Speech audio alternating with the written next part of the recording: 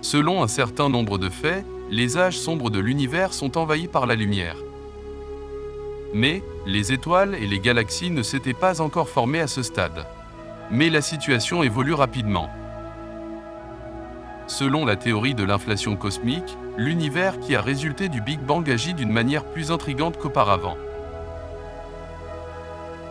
Les scientifiques sont déconcertés par la découverte de galaxies dans l'univers primitif. Et tout cela grâce au télescope spatial James Webb, dont la capacité à détecter la lumière infrarouge modifie la façon dont nous percevons l'univers. Voici une explication par l'un des plus grands physiciens théoriciens du monde. Well, that's the problem. The James Webb Space Telescope is upsetting the apple cart. All of a sudden, we realize that we may have to rewrite all the textbooks about the beginning of the universe.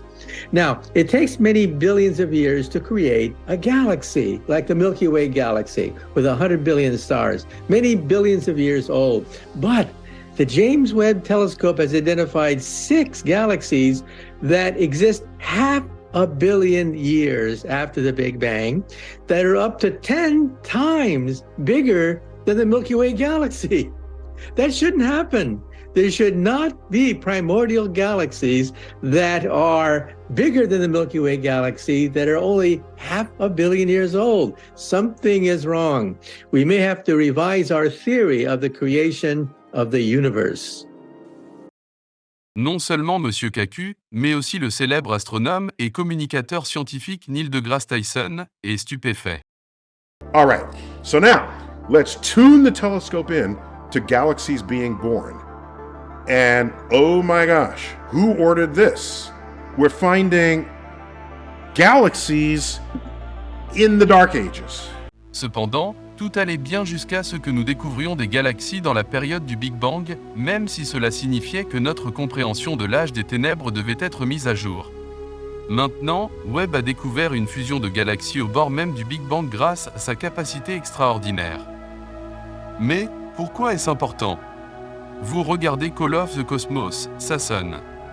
On pense que les galaxies les plus grandes et les plus impressionnantes de l'immensité de l'univers, y compris notre propre Voie lactée, se sont développées à partir des collisions cosmiques des premières galaxies. Ces premiers amas d'étoiles n'étaient rien de plus que de minuscules grains d'étoiles errant dans l'espace. Cependant, l'incroyable capacité du télescope spatial James Webb, JWST, nous a permis d'apercevoir 2 des premières galaxies de l'univers, chacune mesurant seulement quelques centaines d'années-lumière et existant seulement 430 millions d'années après le Big Bang. Ces jeunes galaxies sont prises dans une danse intergalactique et pourraient être sur le point de se combiner pour former une nouvelle galaxie plus grande. Cette découverte a le potentiel de révéler les merveilles et les mystères de nos origines cosmiques en révélant les secrets de la croissance des galaxies au début de l'histoire de l'univers. Il y a une torsion, cependant. Mach 0647JD, ou Mach JD, est un objet extrêmement lointain observé pour la première fois il y a environ 10 ans. À l'époque, elle était considérée comme la galaxie la plus éloignée jamais observée, et c'est toujours l'une des premières choses que nous puissions étudier en détail avec JWST. D'une manière générale, les galaxies de la nuit des temps sont trop faibles et trop éloignées pour être vues. La raison pour laquelle nous pouvons voir Mach JD est que sa lumière a été triplement lentille, agrandie et déformée par un amas de galaxies massifs se trouvant devant lui de notre point de vue. L'amas déforme l'espace-temps, divisant la lumière en 3 images du même système. Les images sont agrandies par des facteurs de 8, 5 et 2, de sorte qu'elles apparaissent plus lumineuses que les autres galaxies à des distances similaires. La tournure surprenante ici est que ce qui était autrefois considéré comme un seul objet, semble maintenant être 2 bébés galaxies, étiquetés A et B. A est plus brillant et plus grand avec une formation d'étoiles très récente et pas de poussière, tandis que B semble plus vieux et a un peu de poussière. Leurs histoires de formation d'étoiles différentes suggèrent qu'elles se sont formées plus éloignées, ne se rejoignant que récemment. Cependant, d'autres scientifiques ne sont pas trop ravis de l'idée. Ils suggèrent que si une fusion est une possibilité, il est également possible que l'une des galaxies soit un satellite de l'autre. Alternativement, les 2 composants pourraient faire partie de la même galaxie. Plus de détails sont attendus pour le moment. Et pendant que nous y sommes, regardons également ce que Webb capture, c'est-à-dire dévoiler l'univers comme jamais auparavant. Il a découvert 6 galaxies qui n'existaient que 500 millions d'années après le Big Bang. Non seulement cela, ces galaxies sont bien formées et contiennent plus d'étoiles que les galaxies d'aujourd'hui comme notre Voie lactée. Ces galaxies ne devraient pas exister car elles jouent avec notre modèle de cosmologie. Pour rendre les choses plus inconfortables pour les scientifiques, des chercheurs de l'Université du Minnesota ont découvert que l'une de ces galaxies est si bizarre que nous devrons peut-être revenir à la planche à dessin.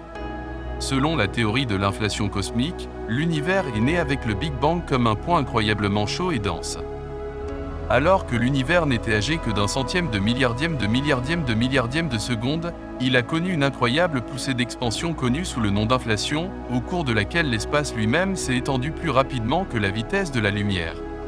L'univers a doublé de taille au moins 90 fois au cours de cette période, passant de la taille subatomique à la taille d'une balle de golf presque instantanément.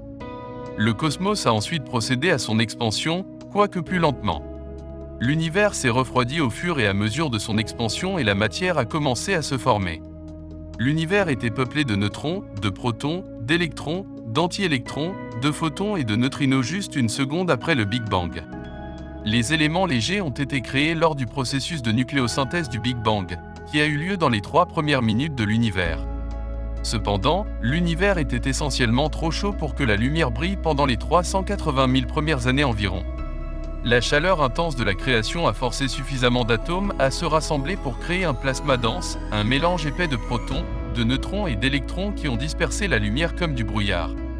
Cependant, 380 000 ans plus tard, la matière a commencé à se refroidir, et elle s'est suffisamment refroidie pour que des atomes se forment. L'univers, cependant, était complètement noir après cela parce que les étoiles, ou tout autre objet brillant n'avaient pas encore été créés.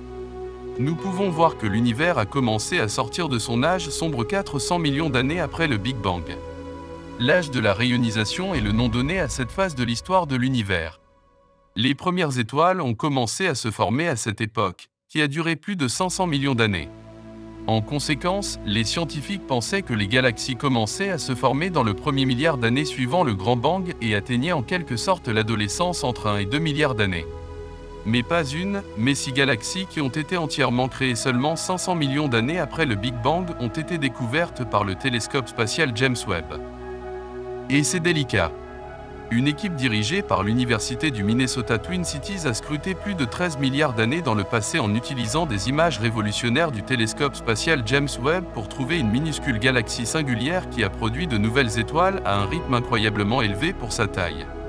La galaxie, l'une des plus petites jamais vues à cette distance, pourrait fournir aux astronomes de nouvelles informations sur les galaxies qui existaient immédiatement après la création de l'univers. Malgré un volume d'environ 1 millionième de celui de la Voie lactée, nous pouvons voir que la galaxie continue de créer la même quantité d'étoiles chaque année. Les scientifiques ont déclaré que les galaxies présentes dans l'univers local aujourd'hui sont considérablement différentes de celles présentes lorsque l'univers ne faisait que commencer.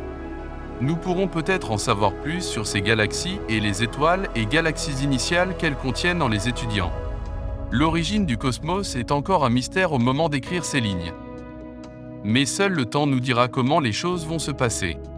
Notre perception de l'univers primitif se modifie plus rapidement que prévu, mais nous devons faire face à la vérité quoi qu'il arrive. Il est temps de recommencer à regarder nos origines. Ce que vous dites ? Veuillez laisser vos commentaires dans la section ci-dessous et n'oubliez pas de vous abonner à notre chaîne.